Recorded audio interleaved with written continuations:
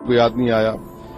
अब हम ये बोलना चाह रहे हैं कि जनगण मन जब आप पढ़ते हैं तो जनगण मन में क्या दिखता है कि ये देश दिखता है, देश की जनता दिखती है। जब आप वंदे मातरम पढ़ते हैं तो वो तो एक भगवान और देवी के बारे में पूजा की बात है उसमें।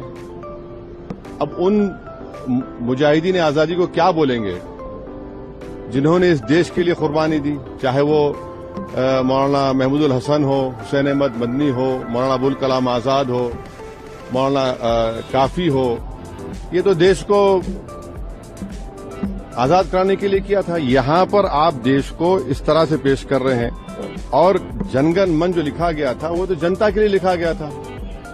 और मैं कह रहा हूं कि 1950 में राजेंद्र प्रसाद ने बहुत बड़ी गलती की। बगैर रेजोल्यूशन के उन्होंने कह दिया कि नेशनल सॉन्ग है, जबकि रेजोल्यूशन लेना चाहिए था उनको। तो और कहीं पर भी नेशनल सॉन्ग का डेफिनेशन नहीं है। तो आप इसको इस तरह से मुसल्लत कर रहे हैं देश के ऊपर, ये गलत है बिल्कुल। आर्टिकल 25 फ्रीडम ऑफ रिलीजन है, उसके स्टैंजास पढ़ लीजिए आप। मैं एक मुसलमान हूं, मैं सिवाय अल्लाह के किसी की इबादत नहीं करता हूं। अगर मैं किसी की बात करूंगा तो मुसलमान कहां रहूंगा? तो आप तो आर्टिकल 25 का, 26 का, 29 का ग्रेव वायलेशन कर रहे हैं। और ये बता दीजिए, ये संघी आरएसएस के लोग कभी वंदे मातरम पढ़े? ये लोग कहां पढ़े बताइए? माफीनामे लिख रहे थे। और हिंदू महासभा और मुस्लिम लीग तो फौज जमा कर रहे थे अंग्रेजों को देने के लिए। आपने कभी जिंदगी में पढ़ा ही नहीं। और आखिरी बात, हमारा संविधान का जो प्रियम्बल है वो किससे शुरू होता है? वी द पीपल, भारत माँ से नहीं शुरू होता है ना।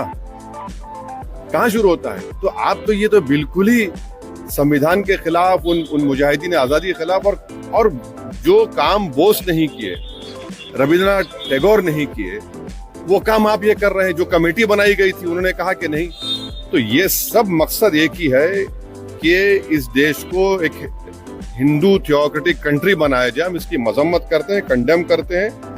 और बीजो इमानुएल का जजमेंट आज भी रेलेवेंट है और कल भी रेलेवेंट रहेगा।